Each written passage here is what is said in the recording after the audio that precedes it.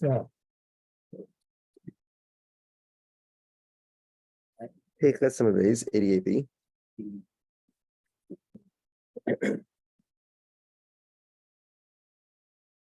Yotze Shema Be'ir Mekudeshes. So there's a rumor going around that she is Mekudeshes to receive Kedushin. Raising Mekudeshes, we treat her as Mekudeshes. In other words, this is a stringency. We're machmir with her and treat her as if she's married. What about the opposite? What happens if Migureshes, she's divorced? Raising Migureshes, we treat her as divorced. Now, obviously, this doesn't mean that we treat her as divorced. We need evidence for that.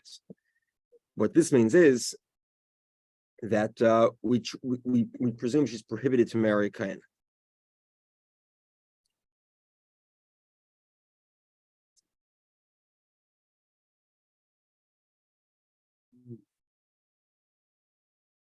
Right. We'll have to see. We'll see more in the Gemara exactly what the scenario is. But obviously, it doesn't mean to be lenient. It means to be stringent. But also on condition that there is no. They translate a masla. Condition. What they translate that word is? Mitigating factor. Mitigating factor. Yeah, mitigating factor. Mitigating factor.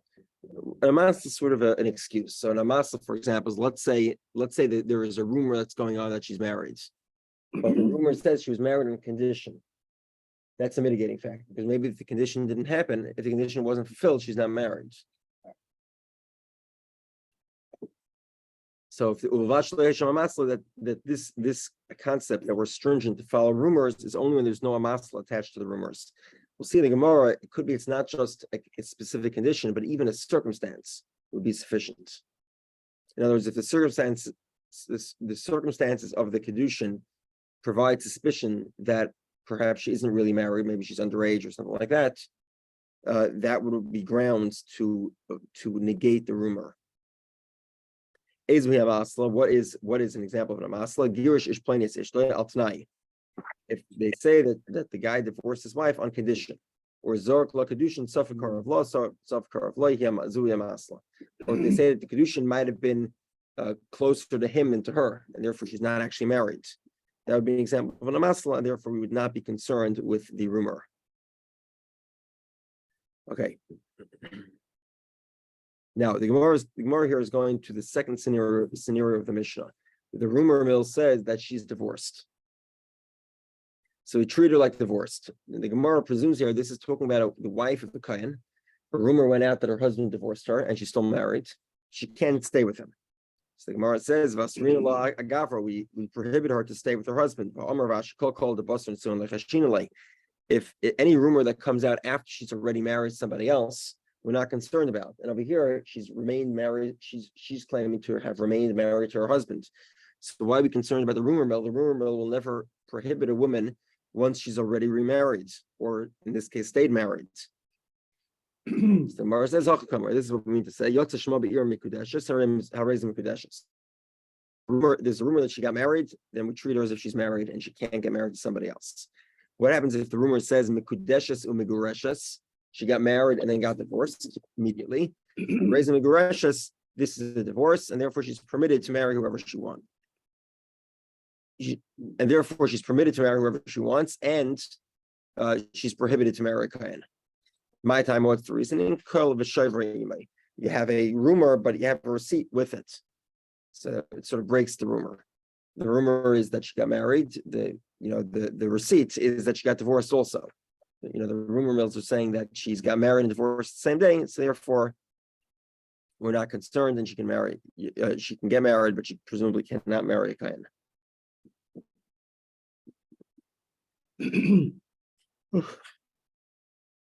Rafa says, she was known to be promiscuous. We're not concerned, and we allow her to marry a Kohen. When we talk about her promiscuity, we're talking about the fact that she likely slept with a non-Jew, and that would invalidate her to marry a Kohen. That type of rumor is not a valid rumor. Why not? It's not that they actually saw her being intimate with the non-Jew. It just means that she was, she was she engaged with levity with non-Jews. She didn't actually sleep with them, but it could be the rumors took, something that was inappropriate behavior and turned it into actually sleeping with them. Yeah. So therefore, it's not that type of rumor. Doesn't prove anything. Gittinai, like the Machlokes Tanam, Achla b'shuk, she was eating in the marketplace, or Girra b'shuk, she held up her head very high, or Hanika b'shuk, she was nursing her child in the market. The Kul and Rameir Eimer Teitze. In all these scenarios, Ramirez says this is a concern here that she is promiscuous, and therefore she should leave the marriage. Rabbi Kiva says no. It's only when the rumor mills really build up that she's actually sleeping with other people, that's when you have to divorce her. Until that happens, just because she engaged in promiscuous behavior, that's not sufficient grounds to require a divorce. So nursing in the street is promiscuous behavior. It's considered, lewds. Lewd. Yeah. Yeah, I know. Yeah. Like the bike ride last night. Like what? Like the bike ride last night. Yeah. They said to Rabbi Menuri, Imkela nach the Basel of Romavino, she shevas tachas ba'alav a Torah or marking much of a Ervis Dover. So Rabbi Menuri says to Mary, these types of behaviors, it's possible that a woman would engage in behavior such that a rumor could easily be created. So you're not really allowing anyone to stay married because you're making it that it's very easy to spread a rumor that they nursed in the street or something much more minor than actually sleeping with somebody else. That can stay married because it's very easy to craft a rumor that would require someone to get divorced. The Torah says, a person divorces his wife because he found something. He found an erva. He found something promiscuous. And elsewhere it says,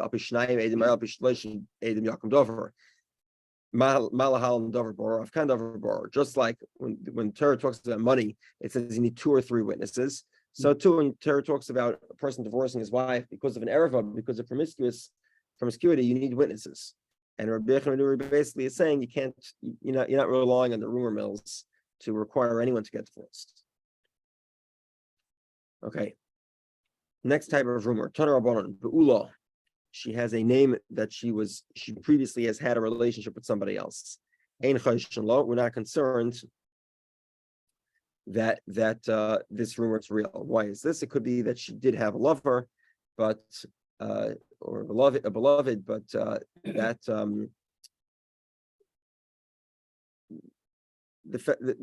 rumor will typically go out that she's no longer a virgin well before she actually isn't anymore a virgin,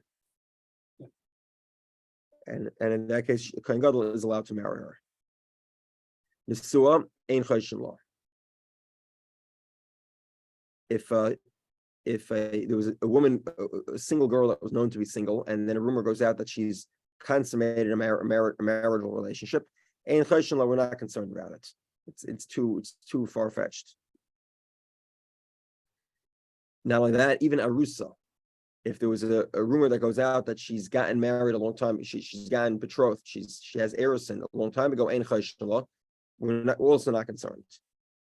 We'll explain what we are concerned. We'll explain in a moment. Shaloi leplani, she got married, but it wasn't to this guy. I'm sorry, we don't have a name. We don't know to who. Ein chayshon law, we're not concerned. Be'ir acheres, another city, ein chayshon law, we're not concerned.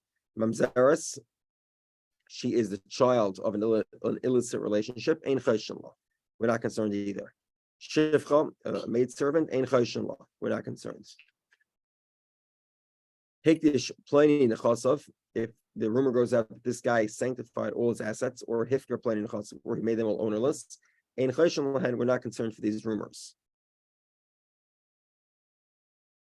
Amar Ula, so Ula explains in our Mishnah, what are we talking about? That we are what type of rumor are we concerned about?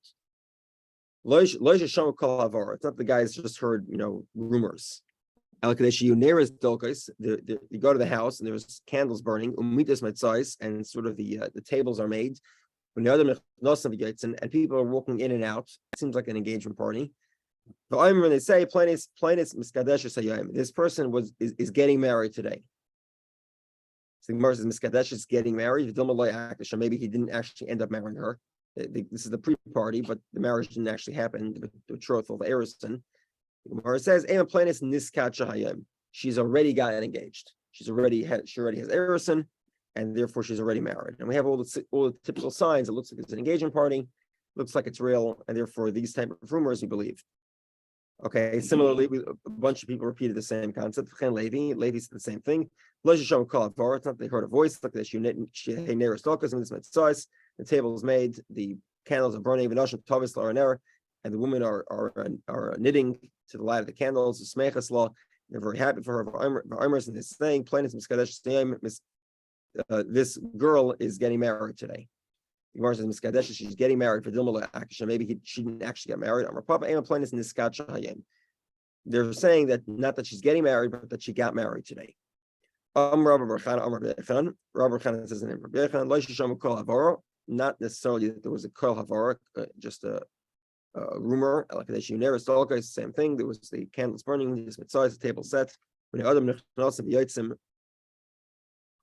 And people are walking out. Amru davar zehu koil. If they said something, that's a rumor. Lo amru davar zehu amasla. If they didn't say anything, that's an amasla. Gemara says, hold on a second. Lo amru amasla is sort of the excuse. Amasla is they got married, but there was a condition. Gemara says, hold on a second. Lo amru v'lo amru. They didn't say anything. They didn't say anything. So how do you know anything is going on? Why do you presume that even an amasla exists? An amasla meaning a mitigating factor.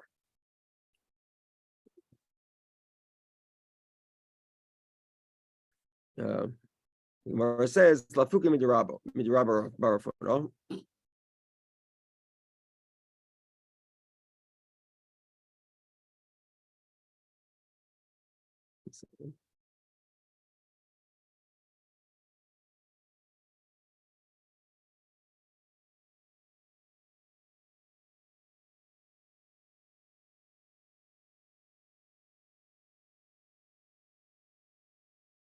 Yeah, okay.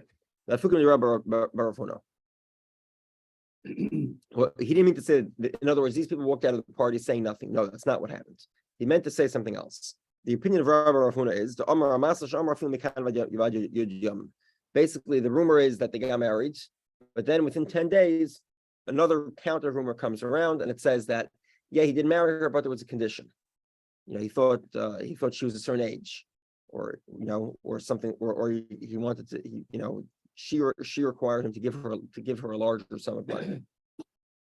That's the opinion of Rabbi Rafona.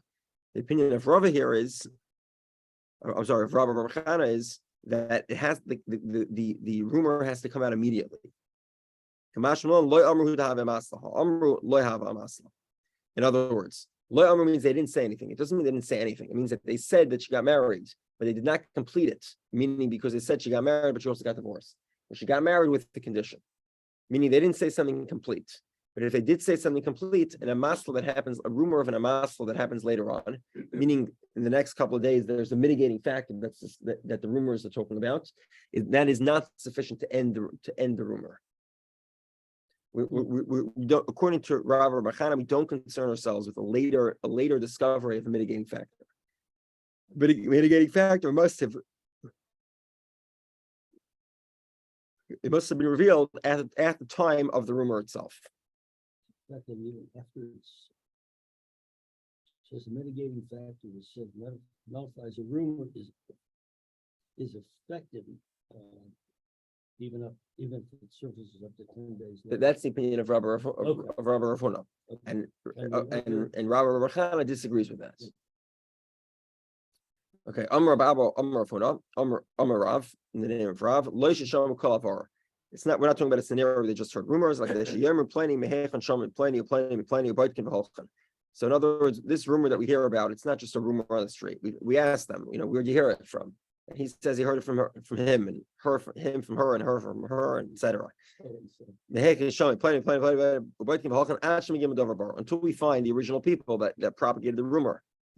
Hold on a second. If you have the original people, that's a full-fledged testimony. In other words, you find the original two people that saw the kedushin. Well, then you have Adam, you have witnesses. You don't have just a rumor.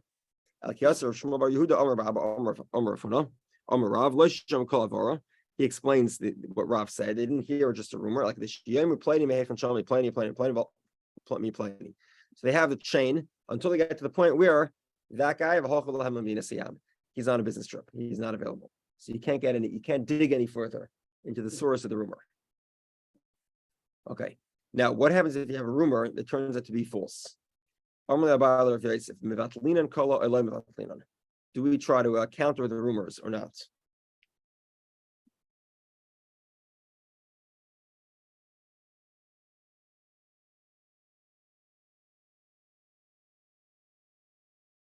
So in other words, let's say, for example, you have a bunch of women and children who are not qualified for testimony, testifying that this woman is engaged. And they claim to have heard it from two witnesses, let's say, or two men, and we can't find them. They're not around. Do we try to quash the rumor or not? So Amr Layin. So Rav Yosef says, "Tabaya mida Amr of Chizda at sheyishmu piak sherim shmaminam vatlin and kala." They have to find the original source has to be kosher witnesses. Shmaminam vatlin and kala. That means that if you can't find them, then we will end the rumors. That's what we're sort of investigating to find out who the original rumor was, so that we can determine if it's valid or not. And if it's not valid, we can end it. Amr Loi, Sabaya says, Adrabo. To the contrary, mida Amr of Sheshis afilim pinoshim havakal shmaminam loy mevatlin kala. Since Rav Sheshes says that even women can participate in the rumor mills as a vehicle to carry the rumors, evidently it's clear that we don't nullify the rumor.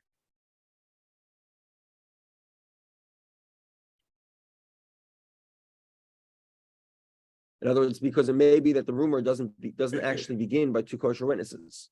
It could be the rumor began with a bunch of women. And therefore,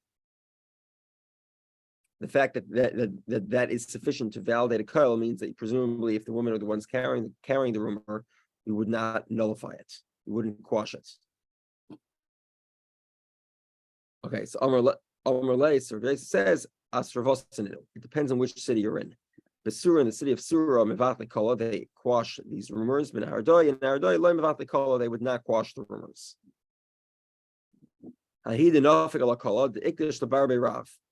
was a woman that a single girl that there was a rumor going around that she got married to a certain rabbi.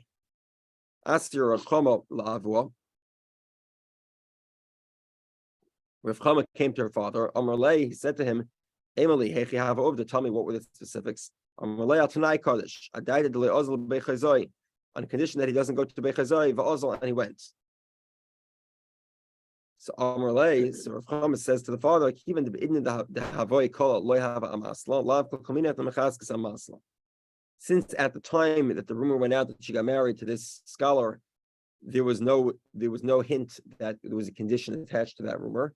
So therefore, we don't treat the rumor seriously. I'm sorry, we don't treat the condition seriously. We have to treat her as a married woman, and she'll require a divorce. What was special about Bechazai? Why didn't he want it to go? Why That's a good question. I don't know. Why did he want her not to go? I don't know. Okay. Did he bring anything about him? Was it a town? Or? It was a town.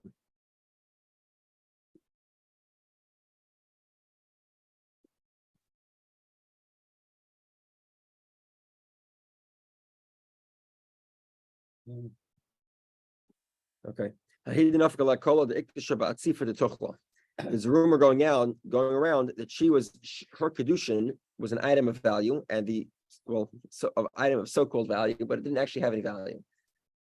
The so to speak item of value was these unripe dates. It's sort of an animal feed, but obviously an animal feed, to get a minimum quantity, you need quite the amount. It's not going to be one or two dates. It's going to be quite the quantity of dates. Next to the spring of the town of Shifi. Sholcha Rav Idi Bar Oven Kamei Dabai. So Rav Idi Bar Oven sent the question to Abai, what's the story? Apparently, these date things were worthless. There was no value to them.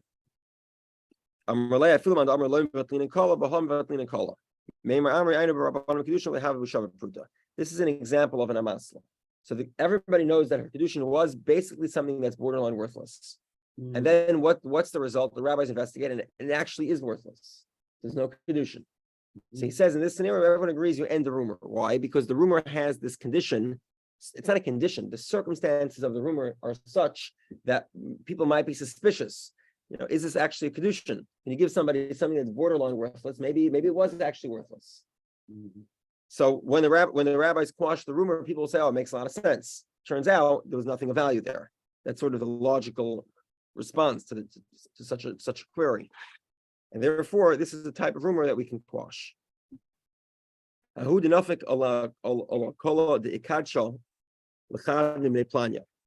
going around that she got married to one of this guy's sons. Rava says,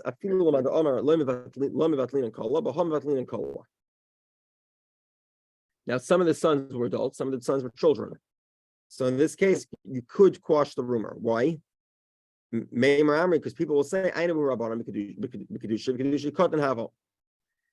because people know that it's one of the sons. They also know that some of the sons are adults, some of the sons are children. So they'll say that the son who gave her the kedushin was the child. And therefore, this is like an amasla. The circumstances here indicate to us that there could be sort of a mitigating factor. And using that mitigating factor, we can quash the rumor. The rumor is that he got married to a child who looked like an adult.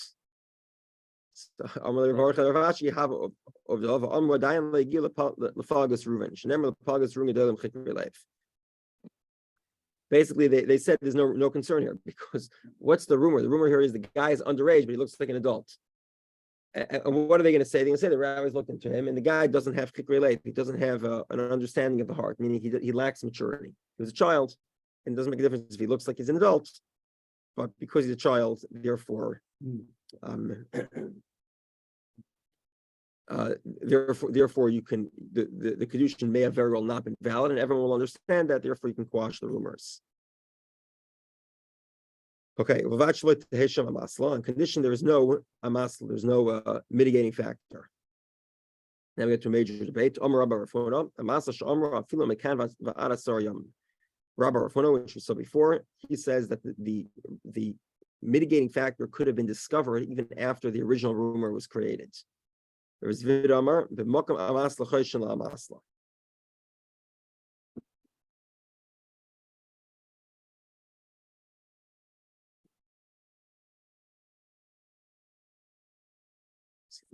Okay, now Rav Zvid says the mokam amasla choyshin la amasla. Even if you don't actually know that there was a condition, let's say, in the divorce, but the circumstances indicate there was a mitigating factor. Something similar to the scenarios we saw previously, where the circumstances sort of imply that maybe actually there's no kedushin because of some mitigating factor. Yeah, and you can use that to be lenient and not concern yourself with a given rumor. Rav Papa has a question to Rav Zvid. Well, Rav Zvid again is the one that says that the mokam amasla, meaning the circumstances alone, can serve as the mitigating factor. The Mishnah says you need an amasla, meaning you need to know that there's a mitigating factor. Presumably, you have to know the mitigating factor, not that it's circumstantially evident that such a factor is present. So he said, no, not necessarily. Rav Zvid says, no, it could be that the Mishnah means the mokam amasla. Meaning that the circumstances also don't indicate a mitigating factor. If Kahana says to Rav Papa, you disagree with Rav Zvid, his bro, why wouldn't you agree with Rav Zvid? But now we learn okay, so you have a scenario where a woman thinks her husband remarried. She thought her husband died. There was a single witness to testify that her husband died. She did her investigations. She concluded her husband died. She got married to somebody else. Then the husband comes back. Now, in this case, she received kedushin, but she didn't actually get married. So the halacha in that scenario is muteres lachzor. She's allowed to go back to her original husband. Lav mishom. The reason for this presumably is the amrinan al tanai kodesh, because we presume that the second husband got married to her on condition that if her husband's still alive, she'll be able to go back to him.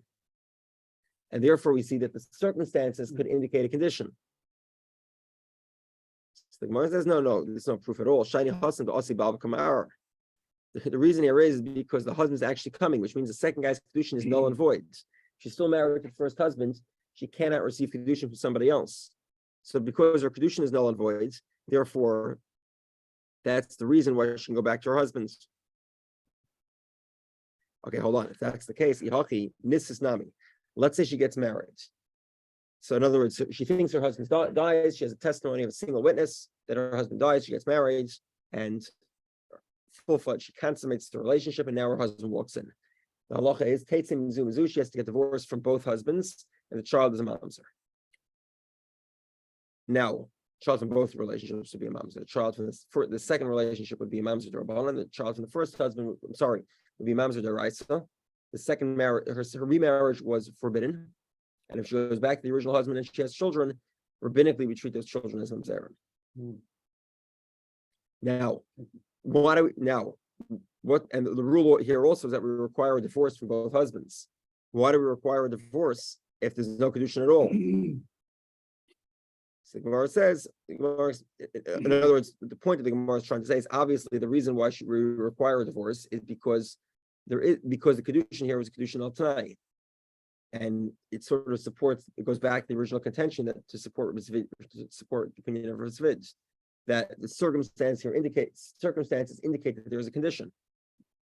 The Gemara says no. If she gets married to Avda Isur, that she violated the law, she ended up marrying somebody when she was still married to her original husband. So Konsua Rabbana, the rabbis gave her the penalties. Iskacha, but if she only accepted kedushin but didn't actually get married, the law of the Isur, she didn't violate any laws. Like Konsua, they did not penalize her.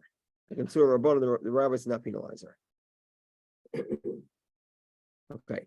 And therefore, there's no proof here at all. This has nothing to do with any condition in the kedushin. Concern here is that if she did not violate the law, then she is allowed to get remarried. She's allowed to return to her first husband. If she did violate the law, then we treat her very strictly, and we consider the children of both marriages to be mamzerim, and we require a divorce from both marriages. But there's no bearing here on the question of zvid if a circumstances can indicate a mitigating factor, which would leave us without concern for the rumor. We would not concern ourselves with the rumor because of those mitigating circumstances. Okay, Amar Rashi says, Kol kolo deloyas chazak bebedina, any rumor that was not sort of validated in a court, lav kolo, we don't take it seriously. For Amar Rashi also says, Kol kolo the bosser nesuin, we saw this previously, if the rumor comes after she's already gotten married, we do not concern ourselves with it. So the Gemara says, okay, hold on. That means that if she got engaged, to get married, she had erusin before Nisuin, then we do concern ourselves with rumors, according to the opinion of Rav Ashi. If Chaviva Amar Afil the Basar erusin nami lechashinalei. If Chaviva says even after her engagement, we don't concern ourselves with rumors. Once it's erusin, we ignore the rumor. We do not concern ourselves with such rumors.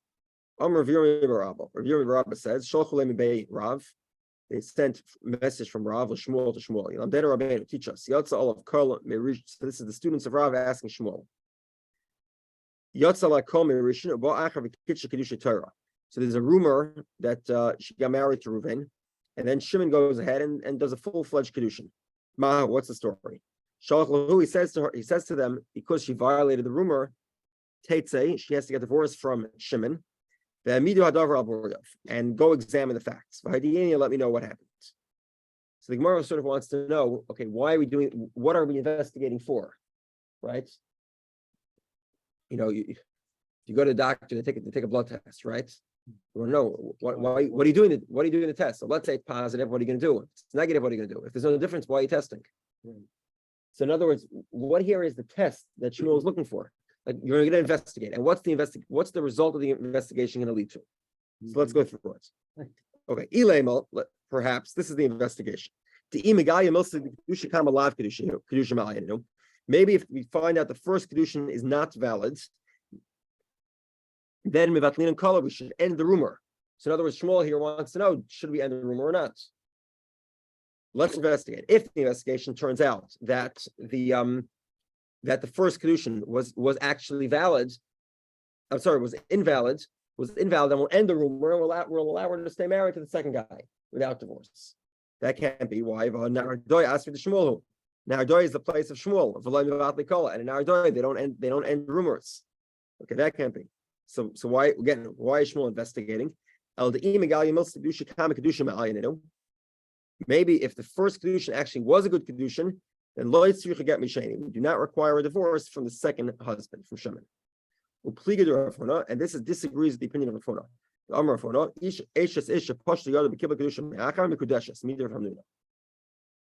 Let's go through this outside first.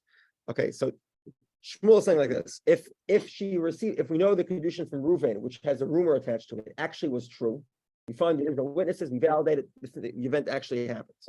In that case, we say that the second kedushin is completely invalid, doesn't require a divorce.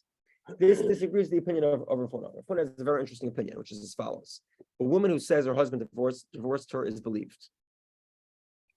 A woman claiming her husband divorced her, she's believed. The mainstream opinion, by the way, is that claim is only true if her husband is present. No. Rav Huna says even if her husband is not present, we still believe her.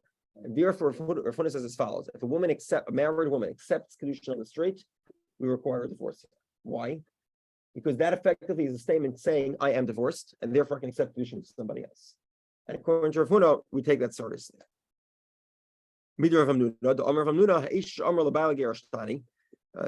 Fourth line above the wide lines.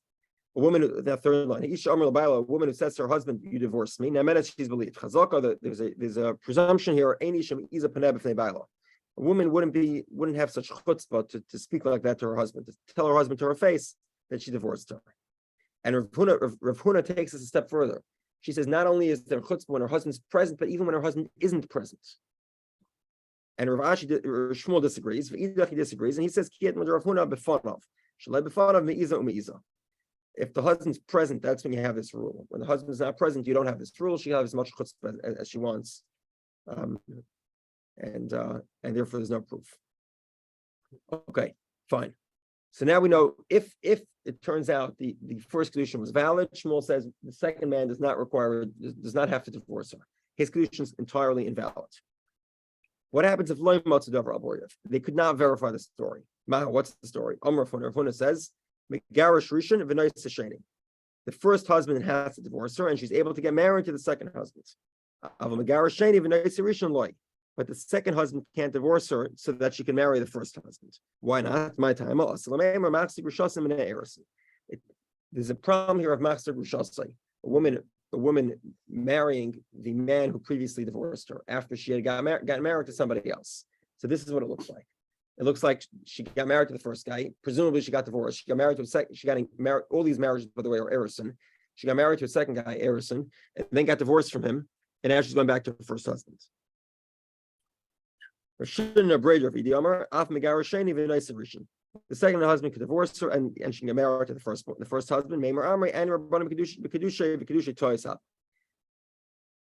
The rumor mill will say that it turns out the first kedushin was a mistake, and she was never actually married to the first husband. So there's no concern of machzor grushasai min erison, because the rumor mills will presume that she isn't actually married.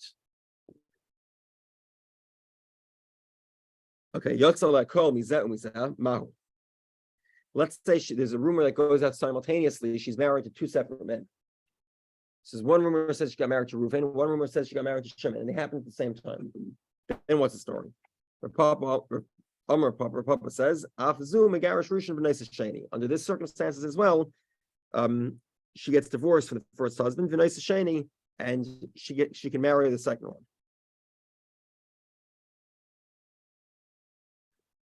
One second. Okay, so Rashi says that they happened in an order, so it wasn't exactly simultaneously. One rumor went out slightly before the other, and Papa says that the same set of rules. The first one, the first one must divorce her, but she's able to marry the second one, and not the reverse. It seems like there's maybe two kinds of rumors that are substantiated by a court. So we're talking about substantiated rumors. Any unsubstantiated rumor is zero. Okay, that's zero. perhaps the exception to that is the machlokes between Rabbi Kiva and Rameir, which would be about a married woman who's sleeping around. Whereas Rabbi Kiva says it has to be so promiscuous that sort of everybody knows that she's sleeping around. And according to Rameir, even extreme acts of lewdness are sufficient to require a man to divorce his wife, such as nursing in public. That would say that those rumors would probably be less substantiated. Okay. Well, once again, I'm amazed how you're able to go through all this stuff. It's splendid. Thank you. It's like a tangled web that you can separate. Yeah, this one is pretty tangled. Yeah, we'll look right to that. Wow. Okay. A Maimer says Materas Hashem, she's permitted to marry either husband, either the first one or the second one. But Materas Hashem, and the halacha is that we are not concerned for these rumors of and therefore she's allowed to marry either one. One of them divorces, the other one can marry. Okay, stop here. And now we get to the main Daf Gittin. Under what circumstances are you allowed to divorce your wife, and is it a good thing to divorce your wife? Oh. You have to wait all the way to the end. Last page. Last page, you get to find out. If something makes really good sense. Yeah. Says Michael was saying that you waited to the end of getting to know how to even write a divorce. So guess what? If you know even if divorce is appropriate, you wait for the last stop. That's your call. Yeah, I said tomorrow.